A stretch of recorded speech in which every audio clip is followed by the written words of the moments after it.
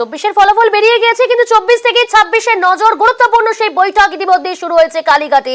তৃণমূল নেতৃত্বেই এই বৈঠক, যে বৈঠকে উপস্থিত রয়েছেন জয়ী তৃণমূল প্রার্থীরা।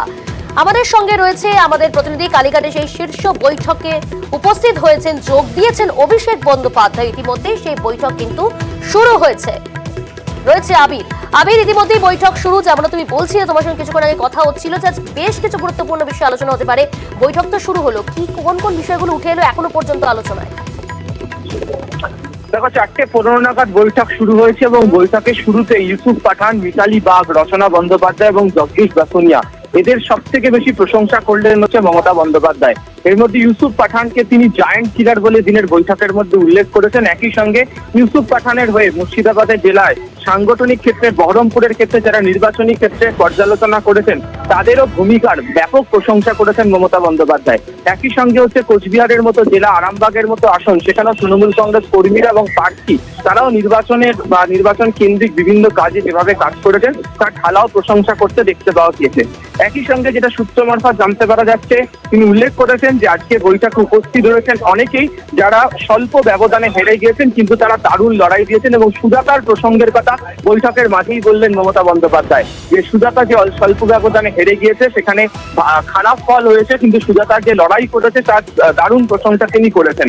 একই সঙ্গে তিনি বলেছেন যে সংসদে মহিলা সদস্যের সংখ্যা তৃণমূল কংগ্রেসের 11 জন সেখানে যাচ্ছে এবং দেশের অন্যতম বৃহৎ রাজনৈতিক যে দলগুলো রয়েছে তাদের পাশে দাঁড়িয়ে তৃণমূল কংগ্রেস তাদের যে মহিলা প্রতিনিধিদের যেভাবে লোকসভাতে পাঠাচ্ছে, রাজ্যসভাতেও রয়েছে তারা একযোগে যেভাবে সংসদে যে কাজ করবে তার প্রশংসার কথা দিনকে শুনতে পাওয়া গেছে।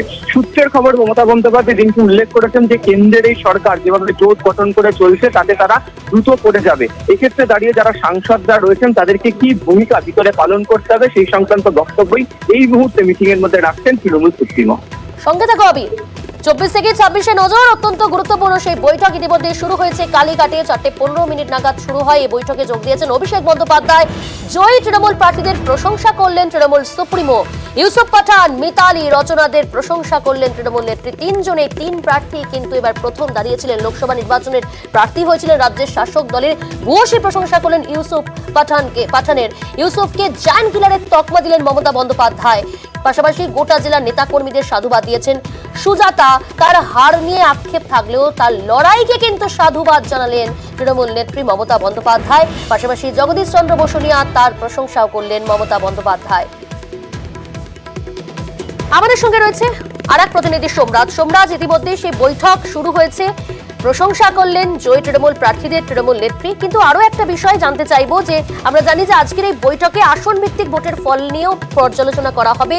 যে সিটগুলো হেরে গিয়েছে তৃণমূল কংগ্রেস সেই সমস্ত সিট নিয়েও কিন্তু আলোচনা হবে তৃণমূল জেলা সভাপতিদের সঙ্গে। সেই বিষয়ে কি জানা যাচ্ছে? দেখো, তোমাকে জানিয়ে রাখি আজকের বৈঠকে কিন্তু বেশ কয়েকজন বিধায়ক উপস্থিত হয়েছেন। তৃণমূল কংগ্রেসের ডাকে একাধিক জেলার বিধায়করা উপস্থিত হয়েছেন। জলপাইগুড়ি থেকে এসেছেন, অর্থাৎ উত্তরবঙ্গের একাধিক বিধায়করা আজকে উপস্থিত হয়েছেন। মনে করা হচ্ছে যে এই বিধায়কদের উপস্থিতিতেই মমতা বন্দ্যোপাধ্যায় এবং তৃণমূল কংগ্রেসের সর্বভারতীয় সাধারণ সম্পাদক অভিষেক বন্দ্যোপাধ্যায় জানতে চাইবেন যে মূলত কোন কোন এলাকায় কেমন ফলাফল এলো। মূলত উত্তরবঙ্গের একাধিক জায়গায় যেখানে আমরা দেখেছিলাম যে লোকসভা ভোটের শুরুর পর থেকেই পাখির চোখ ছিল তৃণমূল কংগ্রেসের উত্তরবঙ্গ। মমতা বন্দ্যোপাধ্যায় টানা, অভিষেক বন্দ্যোপাধ্যায় টানা উত্তরবঙ্গে সভা করেছেন। এমনকি তোমার মনে আছে জলপাইগুড়িতে প্রাকৃতিক বিপর্যয়ের পর সেই রাতেই মমতা বন্দ্যোপাধ্যায় চলে গিয়েছিলেন জলপাইগুড়িতে। কিন্তু তারপরেও ফলাফল উত্তরবঙ্গের একাধিক জায়গায় কেন আশানুরূপ হলো না, মূলত আমি উত্তরবঙ্গের একাধিক বিধায়কের থেকে জানতে চাইবেন মমতা বন্দ্যোপাধ্যায়, অভিষেক বন্দ্যোপাধ্যায়। তার কারণ আমরা দেখলাম আজকের বৈঠকে দিনহাটার বিধায়ক উদয়ন গুহ তিনিও কিন্তু উপস্থিত হয়েছেন। অর্থাৎ সেক্ষেত্রে কোচবিহারের ফলাফল যেমন তৃণমূলকে অত্যন্ত ইতিবাচক জায়গায় নিয়ে যাচ্ছে, তুমি বাকি জলপাইগুড়ি, আলিপুরদুয়ার, দার্জিলিং এই 3টি লোকসভা আসনের ক্ষেত্রেও কেন এই ধরনের ফলাফল আমিও জানতে চাইবেন মমতা বন্দ্যোপাধ্যায়। কারণ আজকের বৈঠকে উত্তরবঙ্গের একাধিক বিধায়ক উপস্থিত হয়েছেন। পাশাপাশি যেটা আমরা সূত্র মারফত জানতে পারছি যে মমতা বন্দ্যোপাধ্যায় ইতিমধ্যেই যে বৈঠকে উপস্থিত হয়েছেন, বৈঠকে উপস্থিত থেকে অভিষেক বন্দ্যোপাধ্যায় অর্থাৎ তিনি তৃণমূল কংগ্রেসের সর্বভারতীয় সাধারণ সম্পাদক তাকে মূলত বলতে বলেছেন যে এখনো পর্যন্ত কোন জায়গায় কি ফলাফলের রিপোর্ট এসছে এবং সেই রিপোর্ট নিয়েই বর্তমানে আলোচনা শুরু হয়েছে বলে আমরা সূত্র মারফত জানতে পারছি।